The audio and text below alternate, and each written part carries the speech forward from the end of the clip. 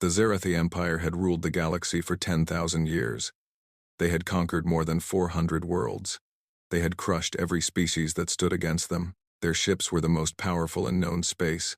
Their soldiers were bred for war. Their technology was so advanced that younger races thought it was magic. When the Empire found Earth, they laughed. High Lord Kethvan sat on his command throne aboard the flagship Eternal Dominion. He was old for a Zerathi, nearly 300 years, and he had seen more conquests than he could remember. His gray skin was covered in ritual scars, each one marking a world he had personally helped subjugate. He looked at the blue planet on his view screen and felt nothing but boredom. "Report," he said. His science officer, a younger Zerathi named Vexanar, stepped forward. "The planet is called Earth by its inhabitants. They call themselves humans. Population approximately 8 billion. They have primitive nuclear technology, basic space travel limited to their own moon, and communication networks that rely on electromagnetic signals." Kethvan made a sound of disgust. "They have not even discovered fold space travel?" "No, High Lord. They are at least 200 years from that discovery, assuming they survive that long. They will not." Kethvan waved his hand dismissively. "Standard invasion protocol. Send the broadcast." The Empire had a system for conquest. It was efficient and it had worked for 10,000 years. First, they would appear above a planet's major population centers. Then they would broadcast their demands in every local language. Surrender was always the only option given. Most species surrendered immediately. Those who did not were made into examples. The broadcast went out across Earth on a Tuesday morning. It was spring in the Northern Hemisphere. Children were going to school. People were driving to work. Coffee shops were opening. And then, suddenly, every screen on the planet showed the same image, the face of High Lord Kethvan. He was terrifying to look at. His head was elongated, his eyes were solid black, and his mouth was filled with small, sharp teeth. His gray skin seemed to absorb light, rather than reflect it. When he spoke, his voice was cold and empty of any feeling. "People of Earth, I am High Lord Kethvan, of the Zerathi Empire. Your world now belongs to us. You will surrender immediately. All governments will dissolve. All military forces will disarm. All citizens will report to collection centers for processing and assignment. Resistance will result in death. This is not a negotiation. This is not a request. You have 1 hour to comply." The broadcast ended. For a moment, Earth was silent. 8 billion people stared at their screens, trying to understand what they had just seen. Some thought it was a joke. Some thought it was a movie promotion.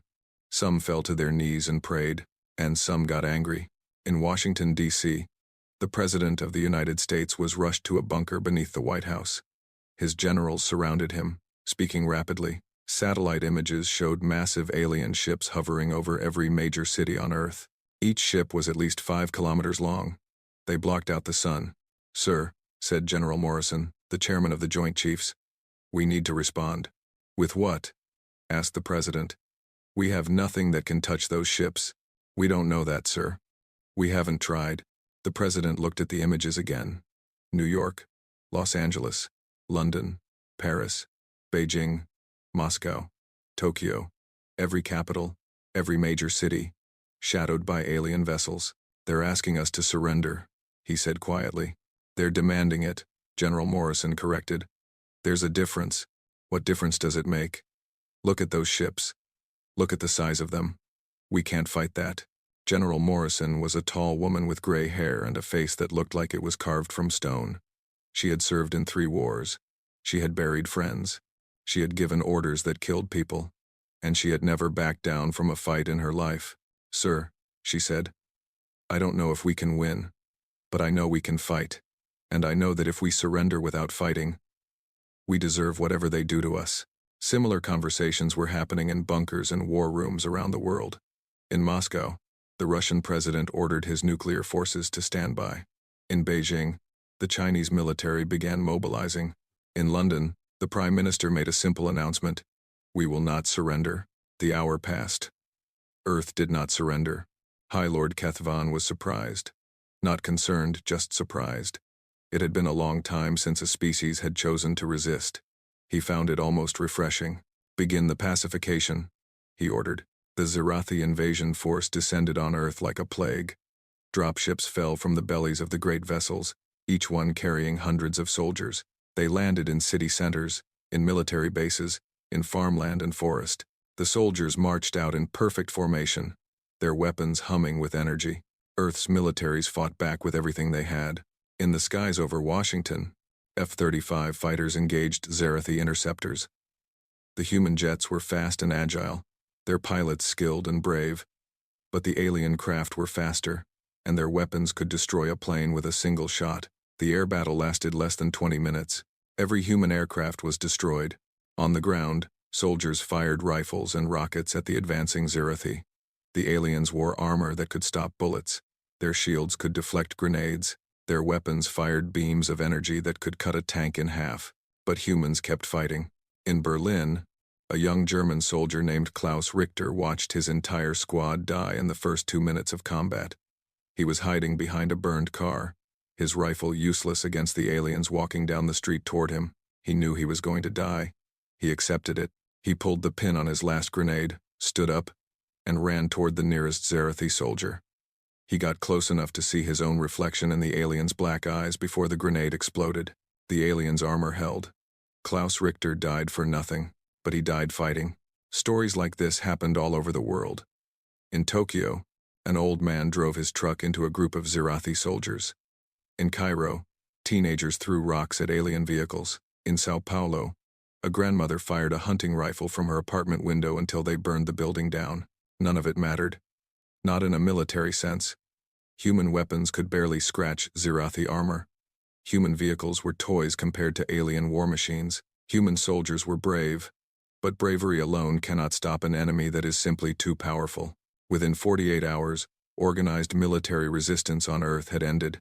The governments fell one by one. The President of the United States was killed when a Zerathi strike team breached his bunker. The Chinese premier was captured alive and publicly executed. The Russian president launched his nuclear weapons in a final act of defiance. The nuclear missiles rose from their silos, hundreds of them, carrying enough power to destroy the world several times over. They raced toward the alien ships hovering above Earth's cities. High Lord Kethvan watched them come on his view screen. He almost smiled. "Activate planetary defense grid," he said calmly. A wave of energy pulsed out from the Zerathi fleet. Every nuclear missile exploded harmlessly in the upper atmosphere, still miles from their targets. The night sky lit up like a second sunrise, and then it was over. Humanity's greatest weapons had been useless. By the end of the third day, Earth belonged to the Zerathi Empire. High Lord Kethvan walked through the ruins of New York City with an escort of elite guards. The streets were filled with rubble and bodies. Fires still burned in some buildings. The air smelled like smoke and death. He stepped over a human corpse without looking at it. "Interesting species," he said to his aide, Vexnar. They knew they could not win, yet they fought anyway. "I have not seen such stubbornness in centuries." "It is inefficient," Vexnar replied. "They wasted resources and lives for nothing." "Perhaps, but there is something to admire in it, in a primitive way. Like watching an insect bite a predator even as it is being eaten." They stopped at what had once been Times Square. The massive screens were dark now, shattered by weapons fire. Human survivors were being herded into groups by Zerathi soldiers. They would be sorted and assigned to labor castes. The young and strong would work in mines and factories. The weak and old would be disposed of. Children would be raised to serve the Empire. It was the same process the Zerathi had used on 400 worlds. It worked. It always worked. A human woman broke away from one of the groups and ran toward Kethvan. She was screaming something in her language. He did not bother to translate it. A guard raised his weapon, but Kethvan stopped him with a gesture. The woman reached him and began beating her fists against his chest. She was crying. Her hands left no marks on his armor. She was so weak, so fragile, so utterly harmless. "Why?" she screamed. "Why did you do this? We never did anything to you." Kethvan looked down at her with his black eyes. He felt nothing. Not hatred, not pity, not guilt. She was simply an animal making noise. "You had something we wanted," he said in her language. "Your planet, your resources, your labor. That is all the reason the Empire needs." He nodded to his guard. The guard grabbed the woman and dragged her back to the group. She kept screaming until they silenced her. Kethvan continued his walk through the conquered city. In the weeks that followed, the occupation took shape. Zerathi administrators arrived to organize the planet's new role in the empire. Cities were converted into work camps. Factories were retooled to produce goods for alien markets. Humans learned their new place in the galaxy at the very bottom. Kethvan sent his report to the Empire. Earth had been pacified with minimal Zerathi casualties. The native species was adequately suited for labor. The planet's resources were valuable but not exceptional. It was a successful conquest, if an unremarkable one. He was already thinking about his next assignment, but there was one thing Kethvan had failed to notice. One thing he could not understand because no Zerathi had ever encountered it before. Humanity was not broken. In the ruins and the camps, in the mines and the factories, humans watched their conquerors. They studied them. They learned their language, their technology, their habits, their weaknesses. They smiled and obeyed while hatred burned in their hearts. They did not accept defeat. They simply decided to wait. In a hidden bunker beneath the Rocky Mountains, a group of survivors gathered around a table. They were scientists, soldiers, and engineers, the best that remained of humanity's brightest minds. They had escaped the invasion by luck or cunning. Now they had a single purpose. General Yuki Tanaka, formerly of the Japanese Self-Defense Forces, stood at the head of the table. She was 42 years old. She had lost her husband and son in the invasion. She had nothing left but her mission. "The war is not over," she said quietly. "It has just begun. Today we start planning for the day we take our world back. And after that, we take revenge." No one laughed. No one said it was impossible. They had all seen too much death to believe in impossible things anymore. One of the scientists, an American physicist named David Chen, spoke up. "General, I managed to salvage some of their technology from crashed vehicles. If we can study it, learn how it works, we might be able to build weapons that can hurt them." "How long?" "Years. Maybe decades. I won't lie to you, their technology is centuries ahead of ours." Tanaka nodded. "Then we have work to do. The aliens think they have won. They think we are animals, good only for labor. Let them keep thinking that. Let them grow comfortable. Let them forget that we ever fought back." She looked around the table at the tired, desperate faces of her companions. "They made one mistake," she said. "They let us live. They do not understand what humans are capable of when we have nothing left to lose. They do not know that we can hate for generations. They do not know that we will sacrifice everything for revenge." She placed her hands flat on the table. "The Zerathi Empire has existed for 10,000 years. They have never been defeated, but they have never faced us. They have never faced a species that would burn their own world to ashes if it meant taking their enemies with them." Her voice was cold, calm, and absolutely certain. "One day, we will make them pay for what they have done. Every death, every crime, every moment of suffering, we will repay it 1,000 times over. They came to our home as conquerors. They will leave as corpses, in the darkness of the bunker, surrounded by the ruins of human civilization." The survivors of Earth began to plan. Above them, the Zerathi ships orbited peacefully, their crews unaware of the storm that was gathering below. They had conquered another world. They had crushed another species. Everything was as it should be. They did not understand that they had made a terrible mistake. The Zerathi had built their empire on fear and power. They believed that superior technology and overwhelming force could conquer anything. They had never encountered a species that would fight without hope. They had never met beings who would suffer for years while planning destruction. They had never faced the cold, patient fury of a wounded predator waiting for the perfect moment to strike. They had never faced humanity, and by the time they understood their error, it would be far too late. In the labor camps, humans worked and died and kept silent. In the mines, they dug ore for their masters and dreamed of fire. In the cities, they served their conquerors and counted the days. Somewhere, in hidden places, scientists studied stolen technology. Somewhere, soldiers trained with captured weapons. Somewhere, generals drew plans for a war that had not yet begun. The Zerathi had won the battle for Earth. But the war, the real war, was just getting started. And humanity never forgives. And humanity never forgets. 5 years had passed since the invasion. Earth was not the same planet it had been. The great cities that humans had built over centuries were now work camps. The skyscrapers of New York held dormitories where thousands of humans slept in shifts. The factories of China produced goods that would be shipped to alien worlds humans would never see. The farms of America grew food that fed Zerathi soldiers. Everywhere, humans worked. And everywhere, humans died. The Zerathi had a simple system for managing conquered species. They divided the population into castes based on usefulness. The strongest and healthiest humans became labor workers. They mined, built, farmed, and manufactured. The intelligent ones became technical workers. They maintained machines, managed logistics, and solved problems their masters could not be bothered with. The children were taken to special facilities where they were raised to be loyal servants of the empire. Those who did not fit into any useful category were eliminated. In the first year of occupation, 2 billion humans died. Some died from violence, some died from starvation, some died from diseases that spread through the overcrowded camps. Some simply gave up and stopped living. By the 5th year, Earth's population had fallen from 8 billion to 4 billion. Half of humanity was gone, but the other half remained, and they were learning. In a labor camp outside what had once been Moscow, a man named Viktor Kozlov pushed a cart full of broken machine parts. He was thin and tired, his face lined with exhaustion. He had been a professor of physics before the invasion. Now he was just another worker, moving pieces of metal from one place to another. A Zerathi guard walked past him without a second look. To the guard, Victor was invisible, just another human animal doing its job. Victor smiled to himself. Hidden beneath the broken parts in his cart was a working Zerathi power cell.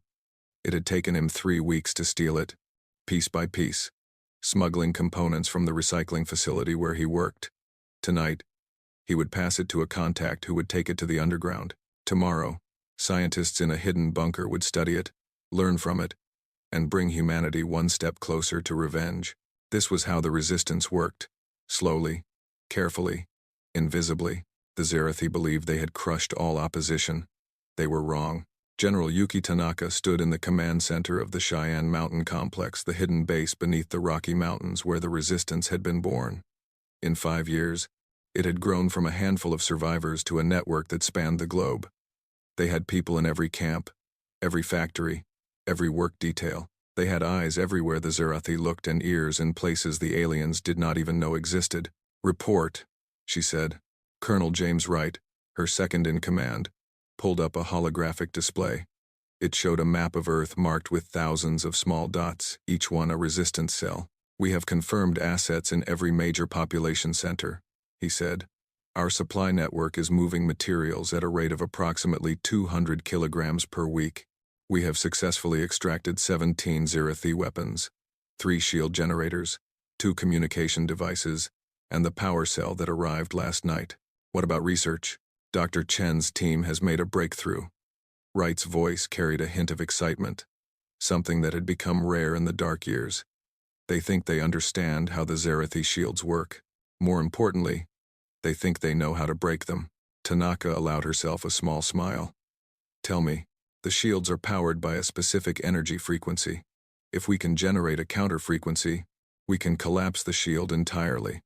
It's like..." Wright searched for the right words. "It's like finding the right note to shatter glass. Every shield has a weakness. We just need to find the right note for each one. How long until we can build a weapon that uses this principle?" Dr. Chen estimates 2 more years of development. "We need more components, more power cells, more time." "We have time," Tanaka said. "The Zerathi think we are broken. Let them keep thinking that." She turned to look at a wall covered with photographs. Each photo showed a face, a human who had died in the invasion or the occupation that followed. There were thousands of them, and new ones were added every week. "Every day we wait, more of us die," she said quietly. "But every day we wait, we grow stronger." The aliens do not understand patience. They do not understand how long humans can hate. They do not understand that we are not waiting for rescue. We are building our own salvation. Far away from the bunker, in a labor camp in what had once been Germany, a young woman named Anna Schmidt was teaching children to read. This was forbidden. The Zerathi did not allow humans to educate themselves. An educated slave was a dangerous slave. But Anna had found a way. She worked in a food distribution center during the day. At night, she gathered the children of her camp in a hidden basement and taught them by candlelight. She taught them letters and numbers. She taught them history and science. And she taught them something else, something that was not in any book. She taught them to remember. Before the aliens came, she told them, humans built towers that touched the clouds. We flew through the sky in metal birds. We sent people to walk on the moon. We created music and art and stories that made people laugh and cry. We were not slaves. We were free. The children listened with wide eyes. Most of them had been born after the invasion. They had never known a world without Zerathi masters.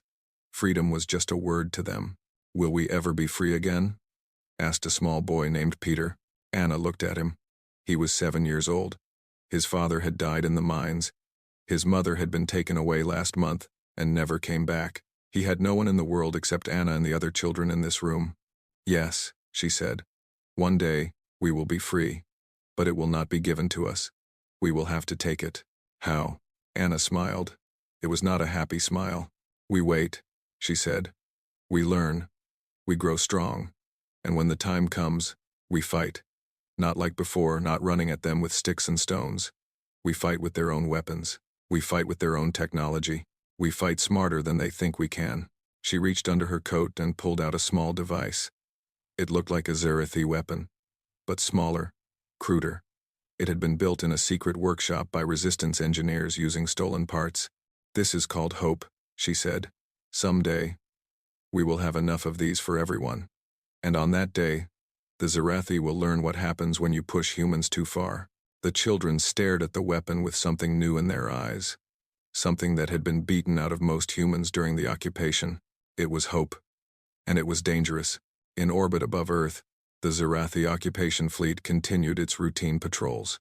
Commander Thexvul stood on the bridge of his cruiser and watched the planet below with bored contempt. He had been assigned to this post as a punishment. He had offended a superior officer and been sent to oversee a pacified world, the most boring duty in the Empire. Nothing ever happened on conquered planets. The natives worked, the resources flowed, and time passed in endless tedium. "Commander," his sensor officer said, "I am detecting unusual energy readings in the northern continent." Thexvul sighed. "What kind of readings?" "Small power signatures. They appear and disappear quickly.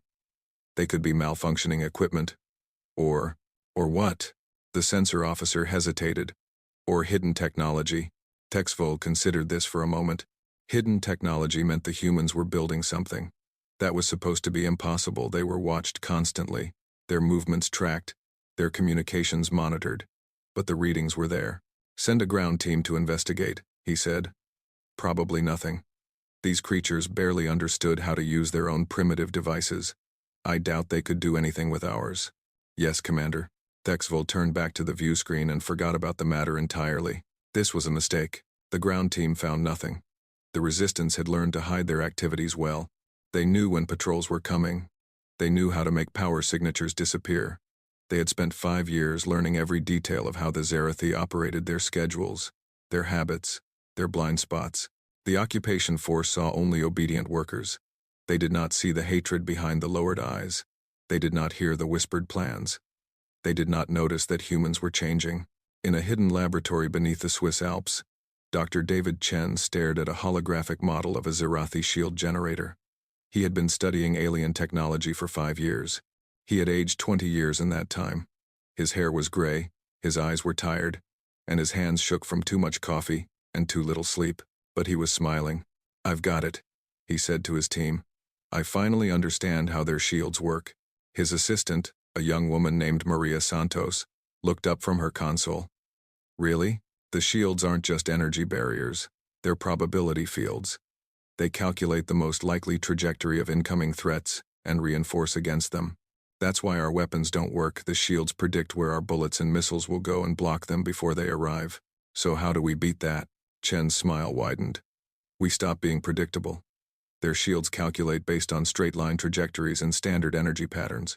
If we create weapons that fire in random patterns, weapons that even we cannot predict, the shields won't be able to calculate fast enough to stop them." Maria frowned.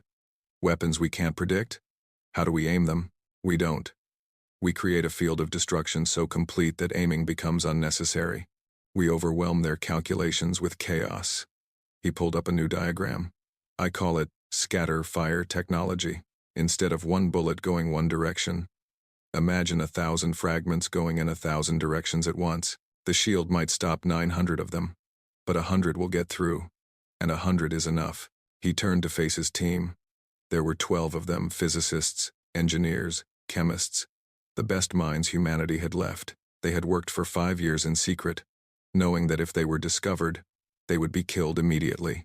This is just the beginning, Chen said. We can use the same principle for energy weapons, for missiles, for bombs. We can build an entire arsenal based on unpredictability, and the Zerathi won't know how to stop us because their entire military philosophy is based on calculating and controlling everything. When can we start building? Maria asked. We need more resources, more power cells, more time. I estimate 3 more years before we have functional prototypes. 3 more years. Maria closed her eyes. How many more of us will die in 3 years? Many, Chen admitted. But if we rush this, if we act before we're ready, we will lose everything. The Zerathi will crush us, and this time they will not leave survivors. We have one chance to do this right. One chance. Don't. He looked at the faces of his team. They were all exhausted. They had all lost people they loved. They all wanted the war to begin now. Today. This moment. I know it's hard, he said. I know you want revenge. I want it too. But revenge is patient. The best revenge is the one that succeeds. And we will succeed. I promise you that. Meanwhile, in the Resistance Command Center, General Tanaka was receiving reports from around the world. In Asia, resistance cells had successfully sabotaged 3 mining operations, delaying ore shipments by weeks. In Europe, an underground network was smuggling children out of Zerathi education facilities before they could be fully indoctrinated. In Africa, farmers were secretly growing food for human consumption instead of alien exports. In South America, engineers were building hidden weapons caches in the ruins of old cities. Everywhere, humanity was resisting. Not openly, not yet, but in 1,000 small ways that the Zerathi never noticed. We are getting stronger, Colonel Wright reported. Our numbers have grown by 30% this year. We have weapons caches in every continent. We have people in key positions in the alien administration, and morale is higher than it's ever been. Morale is not enough, Tanaka said. We need weapons. We need a plan. We need a moment when we can strike and actually win. When? Tanaka looked at the map of Earth. So much had been lost. So many had died. But humanity was still here. Still fighting. Still hoping. Soon, she said. Dr. Chen says 3 more years. We can hold for 3 more years. We can build. We can prepare. We can wait. And then, she did not finish the sentence. She did not need to. Everyone knew what would happen then. In the camps and the factories, in the mines and the fields. Humans continued to work and suffer and die. The Zerathi continued to watch them with contempt, seeing only beasts of burden, seeing only broken slaves. They did not see the fire in human eyes. They did not hear the whispers in the dark. They did not understand that every act of cruelty, every death, every moment of suffering was being recorded, remembered, and added to a debt that would one day be paid in full. The dark years were hard, but they were also necessary.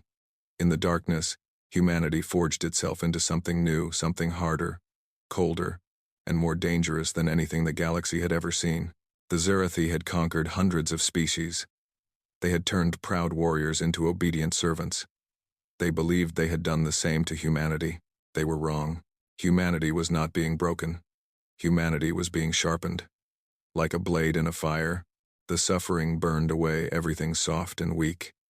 What remained was steel, and steel does not forget. In her command center, General Tanaka looked at the photographs on the wall one more time. Thousands of faces, thousands of deaths, thousands of reasons to keep fighting. 3 more years, she whispered to the dead. Wait for us. We are coming, and when we do, we will bring such fury that the galaxy itself will tremble. She turned off the lights and went to sleep. Above her, the Zerathi ships orbited peacefully, their crews unaware of the storm gathering below. They had no idea what was coming, but they would learn. Oh, they would learn. 6 years after the invasion, at exactly 3 o'clock in the morning Greenwich Mean Time, every Zerathi communication satellite orbiting Earth went dark. The blackout lasted only 14 seconds. That was enough. In those 14 seconds, the Zerathi occupation force was blind. Their sensors showed nothing. Their communications carried nothing. Their ships could not talk to their ground forces. Their ground forces could not talk to each other. And in those 14 seconds, humanity struck. Commander Thexvol was sleeping in his quarters aboard the orbital cruiser when the alarm started screaming. He jumped from his bed and ran to the bridge, still pulling on his uniform. "Report!" he shouted. His tactical officer was staring at his console with a look of complete confusion. "Commander, I don't understand. Our satellites are back online, but we're receiving distress calls from the surface. Hundreds of them. What kind of distress calls? All kinds. Military installations under attack. Ground forces taking casualties. Supply depots destroyed." The officer looked up, his black eyes wide with something that might have been fear. "Commander, the humans are attacking." Thexvol felt his blood go cold. "That's impossible. They have no weapons. They have no organization. They're slaves. They have weapons now, Commander, and they're using them." On the surface of Earth, the war for liberation had begun. In Berlin, a team of resistance fighters attacked the Zerathi Regional Command Center with weapons that should not have existed. Their guns fired not bullets, but clouds of metal fragments that moved in unpredictable patterns. Zerathi shields designed to stop direct attacks collapsed under the chaos. Alien soldiers fell by the dozens. In Beijing, resistance engineers activated a device they had spent 3 years building. It sent out a pulse that disrupted every piece of Zerathi technology within 10 kilometers. Vehicles stopped. Weapons failed. Communication devices went silent. And then the human soldiers came, armed with captured alien weapons and homemade explosives.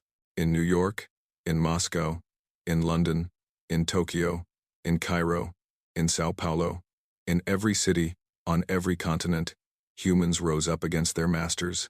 General Yuki Tanaka watched the reports coming in from her command center. For 6 years, she had planned this night. For 6 years, she had gathered weapons, trained soldiers, positioned assets, and now, finally, the plan was unfolding. "Berlin Command Center is down," Colonel Wright reported. "Beijing garrison neutralized. London spaceport captured. We have control of 17 major cities, and climbing. Casualties? Heavy. We expected that. But we're inflicting heavier casualties on them." Tanaka nodded. She had known the cost would be high. Freedom was never free. But every human who died tonight died fighting. Not as a slave. "What about the orbital fleet?" she asked. "Still in chaos. Our communications blackout worked better than expected. They're struggling to coordinate their response. They'll recover soon. We need to press our advantage while we have it." In a labor camp outside Moscow, Viktor Kozlov, the former physics professor who had spent years smuggling alien technology, led a group of freed prisoners toward the camp's armory. They were armed with whatever they had been able to find. Stolen weapons, improvised explosives, metal pipes, and rocks. It did not matter. They were fighting, and that was what mattered. A Zerathi soldier appeared in front of them, raising his weapon. Victor did not hesitate. He had waited 6 years for this moment. He raised his own weapon, a crude scatter gun built in a resistance workshop, and fired. The alien's shield flickered and died. The soldier looked down at his chest, at the dozens of small holes that had appeared there. He looked up at Victor with an expression of pure surprise. "Impossible," he whispered. "Nothing is impossible," Victor said. "You taught us that." He fired again. Across the planet, the same scene played out thousands of times. Zerathi soldiers who had grown comfortable in their role as occupiers suddenly found themselves facing enemies who were no longer helpless. The shields that had protected them for 6 years failed against weapons designed specifically to defeat them. The tactics that had worked against countless species were useless against an enemy that had studied them for years. The aliens had made a terrible mistake. They had assumed that conquered species stayed conquered. They had assumed that humans were like the hundreds of other races they had defeated, capable of accepting their place at the bottom of the galaxy. They were wrong. In the ruins of what had once been Chicago, Anna Schmidt, the woman who had taught children in secret, led a group of fighters toward a Zerathi communications tower. If they could capture it, the resistance would be able to broadcast across the entire continent. "Remember what I taught you," she said to her team. They were young. Many of them were the children she had educated in that hidden basement. They had grown up knowing only occupation. Now they were fighting for a freedom they had never experienced. "We remember," said Peter, the small boy who had once asked if they would ever be free. He was 13 now, and he carried a weapon almost as big as he was. We remember everything. The assault on the tower was brief and brutal. The Zerathi defenders never expected humans to attack such a heavily guarded target. They certainly never expected humans to be armed with weapons that could penetrate their shields. 20 minutes after the assault began, Anna stood at the tower's control console. The communications equipment was damaged but functional. She opened a channel to every Zerathi receiver on the continent. "My name is Anna Schmidt," she said. Her voice was calm and clear. "I was a teacher before your empire came to Earth. For 6 years, I have watched my people suffer and die under your rule. For 6 years, I have waited for this moment." She paused. "Tonight, the humans of Earth have risen against you. We have weapons that can defeat your shields. We have soldiers who do not fear death. We have a fury that has been building for 6 years, and we are ready to unleash it." She smiled into the camera. "You thought you had broken us. You were wrong. You cannot break something that is willing to be shattered in order to cut you. You cannot defeat an enemy that would rather die than submit. You cannot conquer a species that knows how to hate." She leaned forward. "This is our world. We are taking it back. And when we are done here, we are coming for you.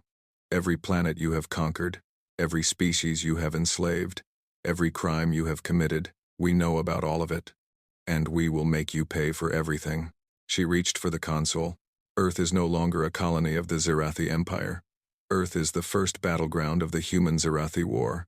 And we will win this war. Not because we are stronger than you, not because we are smarter than you, but because we want victory more than we want life itself." She cut the transmission. In orbit, Commander Thexvul watched the broadcast with growing horror. This was not possible. This could not be happening. Humans were primitives, barely more than animals. They could not organize a planetary uprising. They could not build weapons that defeated Zerathi technology. They could not. "Commander." His tactical officer's voice cut through his thoughts. "Ground forces are reporting massive losses. We've lost contact with 40% of our installations. Send reinforcements. Call for orbital strikes. Our ground forces are too intermixed with the humans, Commander.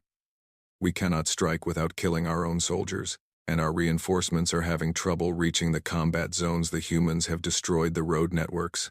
Thexvul stared at the view screen. At the planet that had been a quiet conquest just hours ago, fires were burning across the night side. Human cities that had been work camps were now battlefields. "How?" he whispered. "How is this possible?" No one answered him. On the ground, the battle raged for 3 days. The resistance had planned well. They knew they could not defeat the Zerathi in a straight fight even with their new weapons. They were outnumbered and outgunned.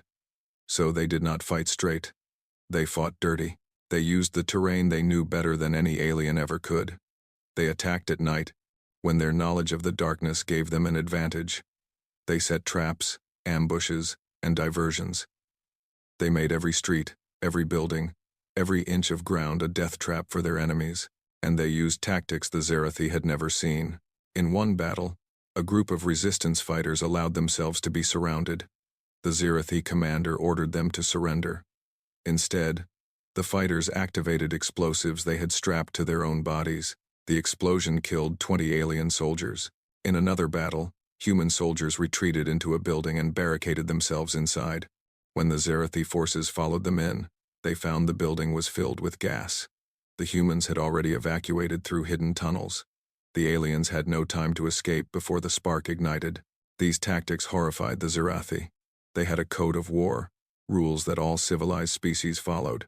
You did not sacrifice your own soldiers deliberately. You did not use suicide attacks. You did not turn yourself into a weapon. Humans did not care about their rules. General Tanaka had explained it to her soldiers before the uprising. The Zerathi fight to win. We fight to destroy. There is a difference. A soldier who fights to win will retreat when the battle is lost. A soldier who fights to destroy will take as many enemies with them as possible. That is our advantage. They are afraid to die. We are not. It was true. After 6 years of occupation, after watching friends and family die in camps and mines, the humans who fought had already accepted their own deaths. They were not fighting for themselves. They were fighting for revenge. And a soldier who does not fear death is the most dangerous soldier in the galaxy.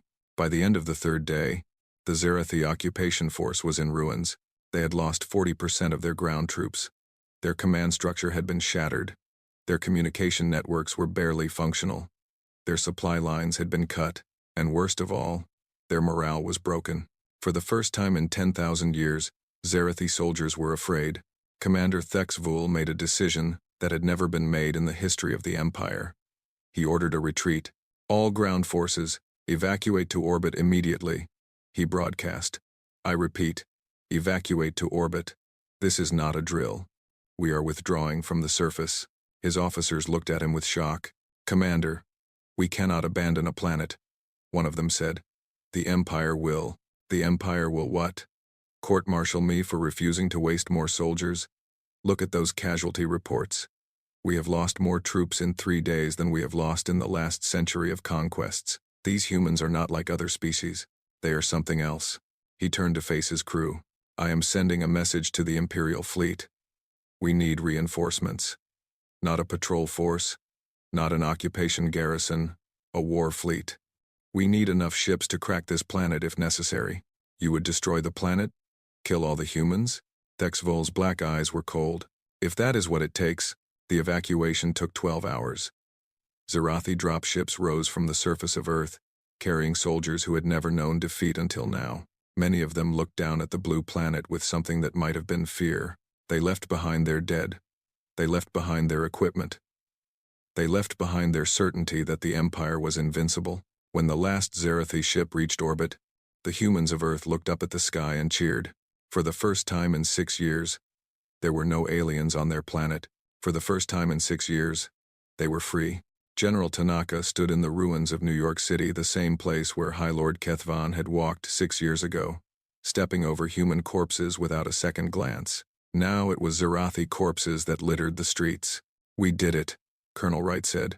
His voice was hoarse with exhaustion. We actually did it. We won a battle, Tanaka corrected him. Not the war. They will be back.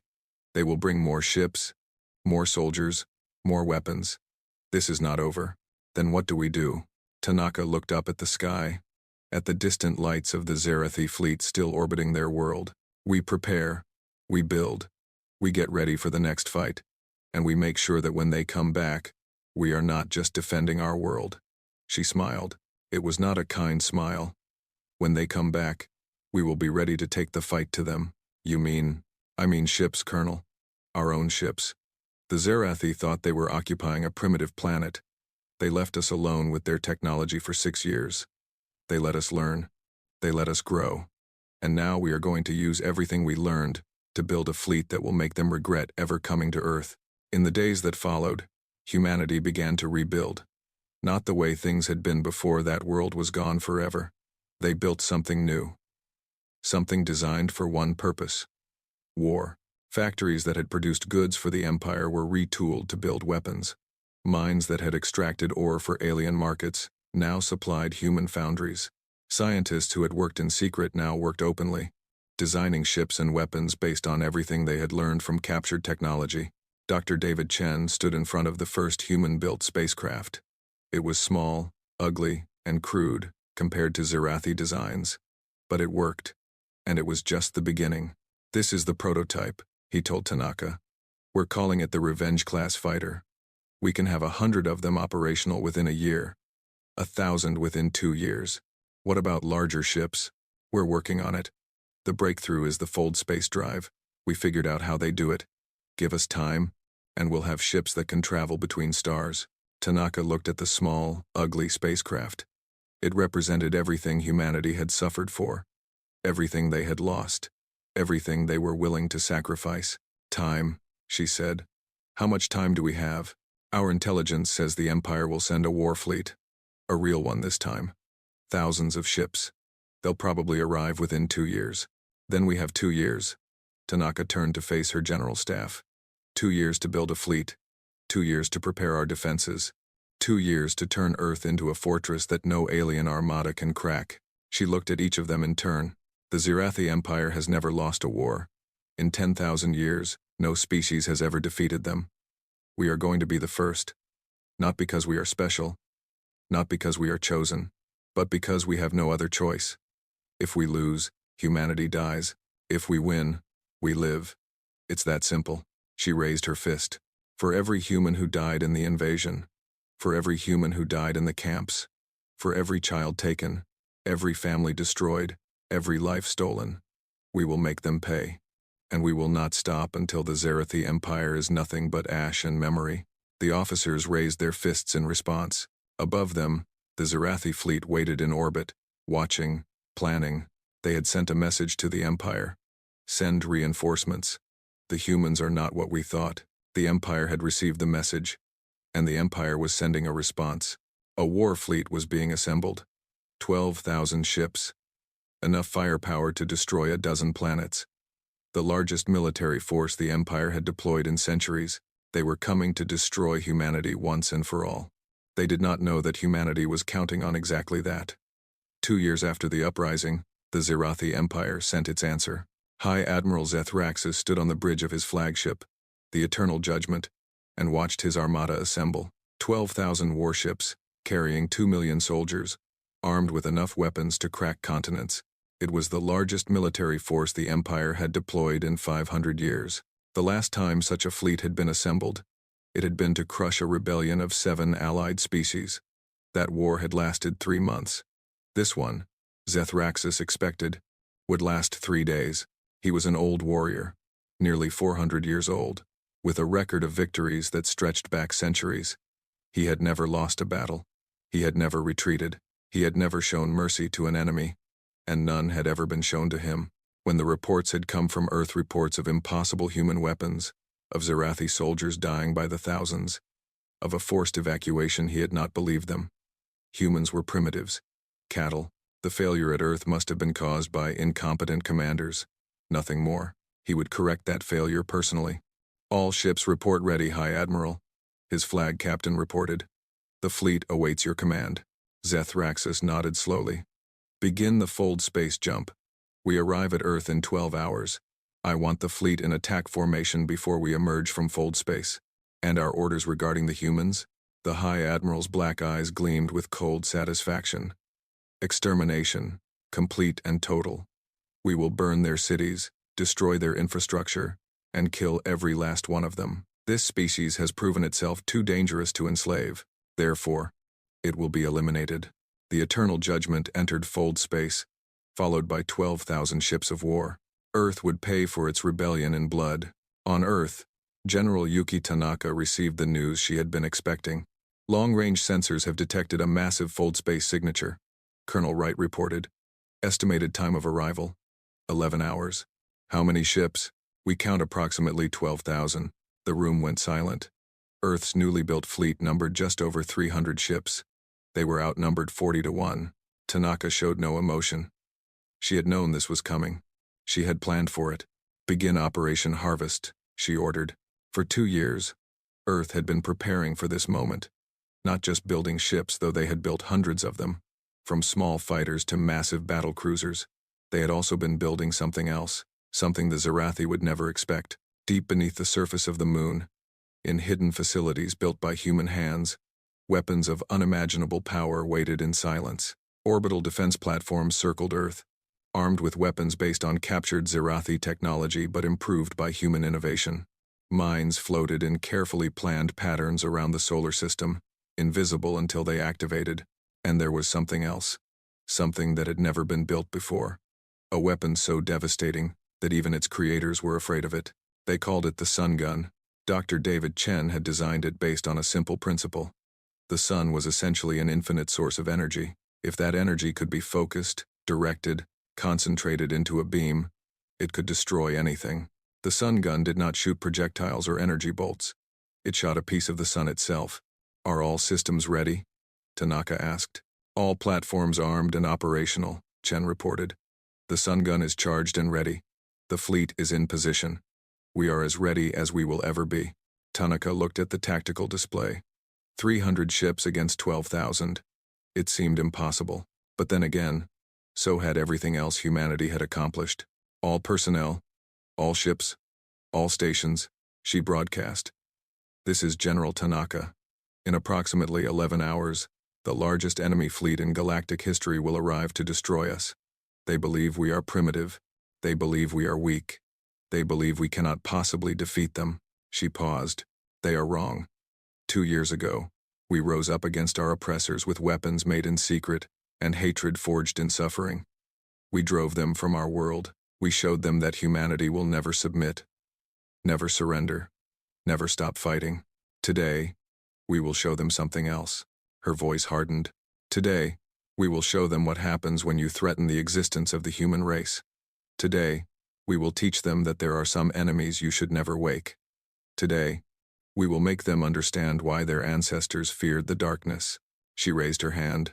All ships, all platforms, all weapons systems prepare for battle. This is the day we have worked for. This is the moment that will decide whether humanity lives or dies. And I promise you this. Whatever happens today, the Zerathi Empire will never forget the price they paid for attacking Earth. Thank you. This video. And I promise you this. She lowered her hand. Remember who we fight for. Remember every human who died under their rule. Remember, and let your memory become their nightmare. Tanaka out. The hours passed slowly. On Earth, people gathered in the streets, looking up at the sky. They knew what was coming. They knew that the next few hours would determine the fate of their species. Many prayed. Many held their families close. Many simply waited in silence, watching the stars. In the fleet, soldiers and sailors made their final preparations. Some wrote letters to loved ones. Some checked their weapons one last time. Some sat in silence, thinking about what they were about to do. Captain Sarah Chen, Dr. Chen's daughter, commander of the battlecruiser Remember, stood on her bridge and watched the countdown timer. The Remember was the flagship of humanity's fleet, the largest and most powerful ship they had ever built. It had been named for everyone who had died during the occupation, every human who had suffered, every human who had been killed. Captain, her sensor officer said. Fold space signatures detected. Multiple contacts. How many? Thousands, ma'am, they're early. Sarah took a deep breath. All hands, battle stations. This is it. The Zerathi fleet emerged from Fold space in perfect formation, a wall of ships stretching across millions of kilometers. Their weapons were already charged, their shields already raised. They expected resistance. They did not expect to lose. High Admiral Zethraxis surveyed the battlefield from his command throne. His sensors showed the human fleet 300 ships clustered around their homeworld like insects around a nest. Pathetic, he said. Is this really all they have managed to build? 300 ships against 12,000? They must know they cannot win. Perhaps they hope to negotiate, his flag captain suggested. Negotiate? Zethraxis laughed. It was a cold, empty sound. There will be no negotiation. There will be no mercy. These creatures murdered our soldiers, destroyed our installations, and humiliated the Empire. They will die screaming. Every last one of them. He leaned forward. All ships. Advance. Destroy everything. The Zerathi fleet moved forward, a tide of death rolling toward Earth, and then the first mine detonated. It was a small weapon, no larger than a ground vehicle. It had been floating in space for months, invisible to sensors, waiting. When the first Zerathi cruiser passed within range, it activated. The explosion was nuclear. The cruiser's shields held against the blast itself, but the mine had never been designed to destroy ships with its explosion. It had been designed to create debris, thousands of metal fragments, each one traveling at a significant fraction of the speed of light. Slammed into the cruiser's shields. The shields flickered, struggled, and failed. The cruiser exploded, and then another mine detonated, and another, and another. Mines! The flag captain shouted. The humans have mined the entire approach. Raise shields to maximum. Destroy those weapons before. Another explosion. Another cruiser destroyed. The Zerathi fleet had run into the first of Earth's surprises. The minefield was not random. It had been designed by military scientists who had spent 2 years studying Zerathi ship movements, calculating optimal placement, creating a web of death that was almost impossible to navigate. In the first 10 minutes of the battle, the Zerathi lost 300 ships. They had not even reached firing range. Zethraxis stared at his tactical display in disbelief. How is this possible? Our sensors detected nothing. The mines are shielded, sir. They only become visible when they activate. Then we push through. We accept the losses, and push through. The Zerathi fleet continued its advance. Slower now, more cautious. Ships detonated around them as they moved, but they pressed forward. They had the numbers to absorb the losses. They would reach Earth eventually. And then the human fleet attacked. 300 ships launched from Earth's orbit, moving at speeds the Zerathi had never seen. Human ships were smaller, faster, and far more maneuverable than their alien counterparts. They darted between Zerathi capital ships like insects, firing weapons that the Empire had no defense against. The scatter-fire technology that Dr. Chen had developed 2 years ago had been refined, improved, and weaponized beyond anything the Zerathi could have imagined. Human weapons did not fire single projectiles, they fired clouds of destruction that could not be predicted or blocked. The Remember led the charge. Captain Sarah Chen stood on her bridge, watching Zerathi ships die. "Target the command ships," she ordered. "Take out their leadership, and the fleet will fall into chaos." "Yes, Captain." The Remember's main guns fired. A Zerathi battlecruiser's shields collapsed under the assault. The ship exploded in a ball of fire. "Another target," Sarah said. "Keep firing." The battle raged across thousands of kilometers. Zerathi ships fell by the hundreds, but they kept coming. Their numbers were simply too great. For every ship the humans destroyed, 10 more took its place. "We're taking losses," Sarah's tactical officer reported. "We've lost 40 ships. Keep fighting. We just need to buy time." "Time for what, Captain?" Sarah smiled. "You'll see." In orbit around Earth, the defense platforms came online. They were massive structures, each one bristling with weapons that had taken years to design and build. They opened fire on the advancing Zerathi fleet, adding their firepower to the battle. But the real weapon was still waiting. General Tanaka watched the battle from her command center on Earth. The fleet was fighting well, but they could not hold forever. The Zerathi were pushing through, absorbing their losses, advancing toward Earth with relentless determination. "It's time," she said. "Activate the sun gun." On the far side of the sun, hidden from Zerathi sensors, a massive device powered up. It had been built in secret, transported in pieces, assembled by engineers who knew they might not live to see it used. It was humanity's final weapon, their last hope. The sun gun drew power from the sun itself, focusing solar energy through a series of amplifiers and lenses until it became something else, a beam of pure destruction that nothing in the known universe could survive. Dr. Chen watched the power readings climb. Target locked on the enemy flagship. Firing in 3, 2, 1. A beam of light shot across the solar system. It traveled at the speed of light itself, crossing the distance between the sun and the Zerathi fleet in minutes. High Admiral Zethraxis never saw it coming. The Eternal Judgment simply ceased to exist. One moment it was there, the largest and most powerful warship in the Zerathi fleet. The next moment, there was nothing but expanding gas and debris. The beam did not stop. It continued through the fleet, destroying everything in its path. 300 ships were vaporized in a single shot. The Zerathi fleet stopped. They had never seen anything like this.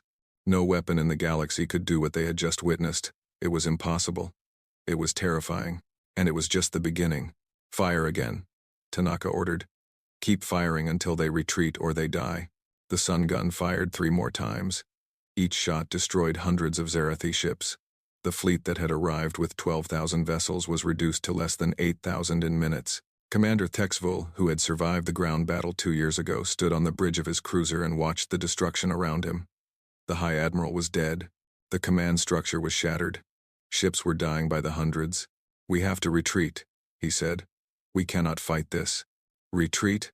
his tactical officer said. "We cannot retreat. The Empire will understand when they see these recordings. We are not fighting a primitive species. We are fighting something else entirely. Something that should not exist." He gave the order. "All ships, withdraw. I repeat, all ships, withdraw. Fall back to safe distance, and regroup." The remaining Zerathi ships began to retreat, their fold space drives carrying them away from the massacre. But the human fleet pursued. Captain Sarah Chen pushed her engines to maximum. The Remember shot forward, closing the distance between itself and the fleeing enemy. "They're retreating," her tactical officer said. "We've won." "We haven't won until they're destroyed," Sarah replied. "Target the command ships.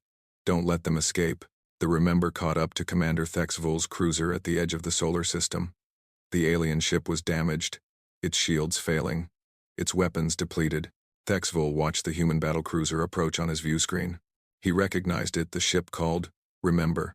He understood, suddenly, why they had named it that. "This is Commander Thexvul of the Zerathi Imperial Fleet," he broadcast on an open channel. "I offer my surrender. I will give you any information you want. I will." "This is Captain Chen of the Remember."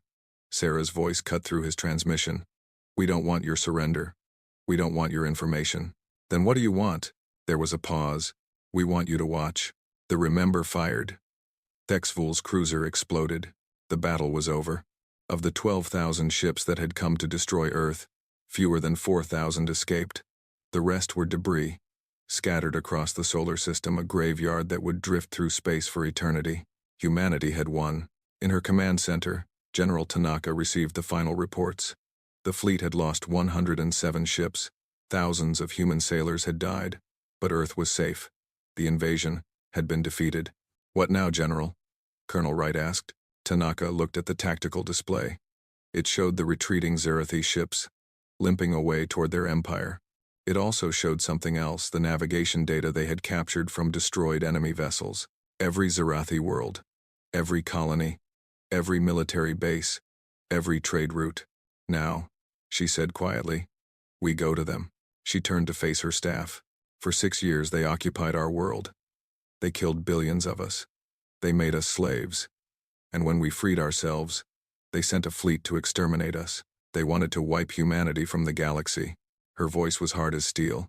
"We're going to return the favor. Not because we want revenge, though we do, but because as long as the Zerathi Empire exists, they will keep coming. They will keep trying to destroy us. The only way to be truly safe is to make sure they can never threaten anyone again." She pulled up a star map. "This is the Zerathi Empire. 400 worlds. Trillions of lives. They built their civilization on conquest and slavery. They believed they were invincible. They were wrong." She pointed to a world at the edge of the map. "We start here. A minor colony. Minimal defenses. We take it. We strip it of resources. We move on. Then the next world, and the next. We don't stop until we reach their homeworld." "General," Wright said carefully, "are you talking about conquering the entire Zerathi Empire?" "No." Tanaka's eyes were cold. "I'm talking about destroying it." The room was silent. "They made us what we are," Tanaka said. "They taught us to hate. They taught us to fight. They taught us that mercy is weakness and compassion is death. Well, they were good teachers, and now they're going to learn from their own lessons." She raised her hand. "Prepare the fleet. We leave within the month. The hunters have become the hunted, and in the depths of space, the survivors of the Zerathi Armada fled toward home, carrying news of their impossible defeat. They did not know that the humans were following. They did not know that the war was just beginning, and they did not know that by the time it was over, their empire would be nothing but ash. The Zerathi Empire had stood for 10,000 years. It had conquered 400 worlds. It had crushed every species that dared to resist. It had never known defeat, never known fear, never known what it felt like to be prey instead of predator. Now it was learning. 3 years after the Battle of Earth, the human fleet arrived at the first Zerathi colony world. It was called Vexthal, a mining planet on the edge of the Empire. The garrison there numbered 10,000 soldiers. They had heard stories about what had happened at Earth, but they did not believe them. Humans were primitives. Whatever had happened at Earth must have been exaggerated. They discovered the truth when human ships emerged from fold space and began their attack. The battle lasted 6 hours. When it was over, Vexthal belonged to humanity. The garrison was dead. The mining facilities were captured, and a message was broadcast across the Empire. "We are coming." General Yuki Tanaka stood on the bridge of the... Remember, she had taken personal command of the flagship after Captain Sarah Chen had been promoted to lead a battle group. Tanaka looked at the conquered world on her view screen and felt nothing but cold satisfaction. "Send the workers home," she ordered. "Any non-Zerathi species on this planet is free to leave. Provide them with transport to wherever they want to go." Her aide, Colonel Wright, nodded. "And the Zerathi civilians?" "There are no Zerathi civilians. Every adult Zerathi is trained for combat from childhood. They are all soldiers. even the ones who don't wear uniforms. They stay. What do we do with them? Tanaka turned to face him. Her eyes were hard. The same thing they did to us. The Zerathi of Vexthal were put to work in the mines they had once overseen. They dug ore for their new human masters. They labored under the same conditions they had imposed on countless conquered species. And they learned what it felt like to be slaves. Some humans objected. They said humanity should be better than its enemies. They said revenge would only make humans as bad as the Zerathi. Tanaka listened to them. She understood their arguments. She even respected them, but she did not change her orders. We are not doing this because we enjoy it, she told her critics. We are doing this because it is necessary. The Zerathi understand only one thing: power. If we show them mercy, they will see it as weakness. They will regroup, rebuild, and come for us again. The only way to end this war is to break them so completely that they can never recover. She looked at the photographs on her wall, the thousands of human faces, the dead of Earth. Besides, she said quietly, they earned this. The human offensive continued. World after world fell. The Empire tried to mount a defense, but they were fighting an enemy unlike any they had faced before. Human tactics were unpredictable, brutal, and utterly without mercy. Human soldiers did not surrender. When surrounded, they fought to the death and took as many enemies with them as possible. Human ships did not retreat. When outgunned, they charged forward, turning themselves into weapons. The Zerathi military code had rules about warfare. Humans did not care about their rules. On the colony world of Texnar, a Zerathi garrison commander offered to surrender. He expected to be taken prisoner, treated according to the customs of war. Instead, the human commander simply said, "We don't take prisoners," and ordered the attack to continue. The garrison was wiped out to the last soldier. Word spread through the Empire. The humans were coming, and they showed no mercy. They did not negotiate. They did not accept surrender. They killed everyone who fought against them and enslaved everyone who didn't. Fear spread faster than the human fleet. On Zerathi worlds that had never seen human soldiers, civilians began to panic. They had heard the stories: impossible weapons, suicidal tactics, enemies who laughed as they died. The humans were not just conquerors. They were a plague, a nightmare, a force of destruction that could not be reasoned with or stopped. The Imperial Council met in emergency session on Zereth Prime, the capital world of the Empire. The council chamber had seen 10,000 years of victory. Now it saw something new: despair. "We must sue for peace," one counselor said. "The humans cannot be defeated. We must offer them whatever they want, in exchange for ending this war." "What do they want?" another counselor asked. "We have sent diplomatic messages. They do not respond. We have offered terms. They ignore them. We have tried to negotiate. They simply continue attacking. Then what do we do?" No one had an answer. High Lord Kethvan, the same commander who had led the original invasion of Earth, now ancient and broken, rose from his seat. He had been called out of retirement to advise the council. He had seen the humans at their weakest. He understood what they had become. "There is nothing we can do," he said. His voice was tired, hollow. "I conquered their world 8 years ago. I looked at them and saw animals. I was wrong. They were not animals. They were sleeping predators. We woke them. And now they will not stop until we are extinct. There must be something. There is nothing." Kethvan's black eyes were empty. "I watched a human woman beat her fists against my armor in New York 8 years ago. She was crying, asking why we had done this to her people. Do you know what I told her? I told her we did it because we wanted her planet. Because that was all the reason the Empire needed." He laughed bitterly. "Well, now they want our planets. And they have exactly the same reason we had. We taught them this. We created them. And now they will destroy us." He sat down heavily. "Prepare the defenses of Zereth Prime. It is the only world that matters now. Make the humans pay dearly for it. But know this: when they come, and they will come, it will be the end." The council sat in silence. 4 years after leaving Earth, the human fleet arrived at Zereth Prime. The capital world of the Empire was beautiful, a planet of silver cities and crystal towers, home to 30 billion Zerathi. It had never been attacked in 10,000 years. It had been protected by the mightiest fleet in the galaxy, defended by the most advanced weapons ever created. None of that mattered anymore. General Tanaka looked at the planet on her view screen. This was it. The heart of the empire that had conquered Earth, that had killed billions of humans, that had made her people slaves. After 8 years, she had finally reached it. Fleet status, she said. All ships in position, General. We have 1,200 vessels. The Zerathi have approximately 4,000 defending the planet. And the orbital defenses? Extensive. This will be the hardest battle we have ever fought. Tanaka nodded. She had expected nothing less.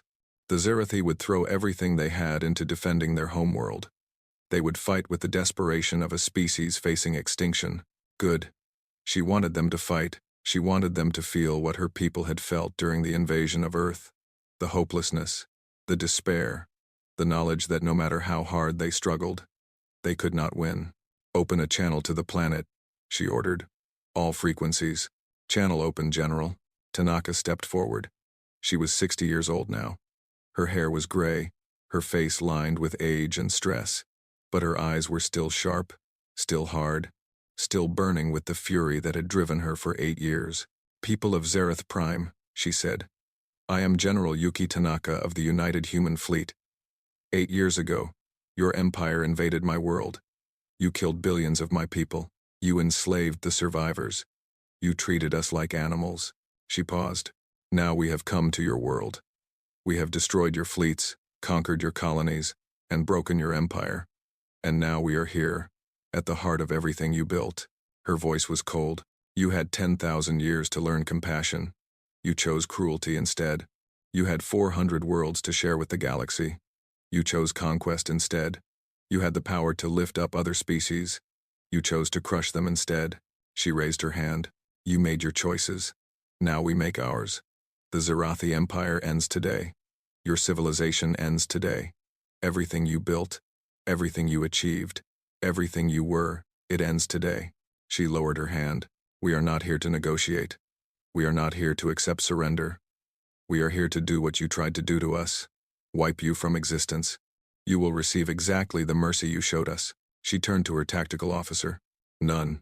The transmission ended. The Battle of Zerath Prime began. It was the largest space battle in galactic history. Over 5,000 ships engaged in a conflict that lasted 48 hours. The Zerathi fought with everything they had, knowing that this was their final stand. Human ships fought with the same ferocity they had shown across 400 worlds, knowing that victory here would mean the end of the war.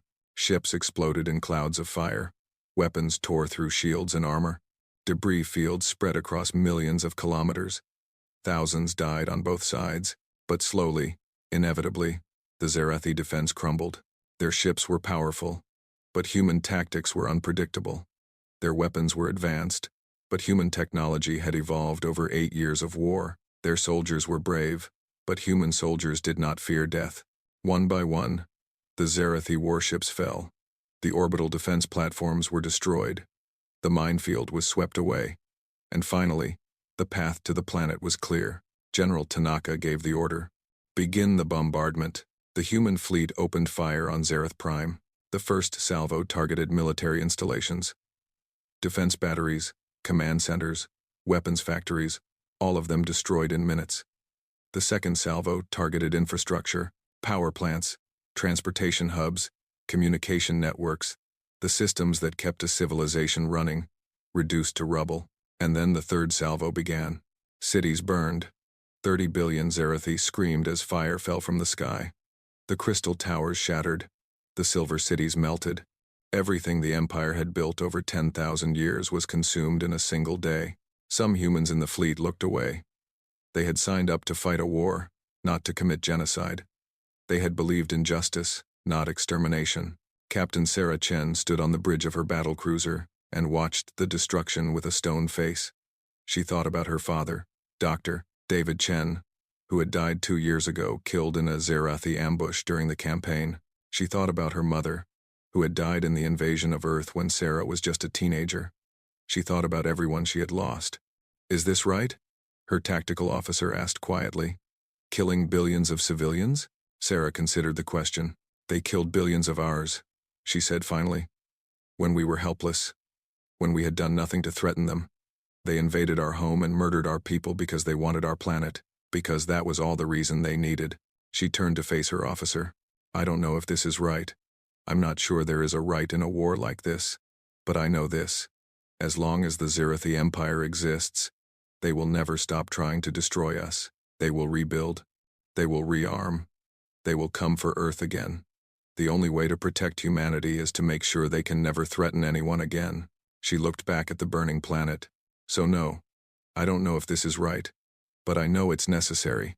And I know that I'd rather live with this guilt than watch my children die in the next Zirathi invasion.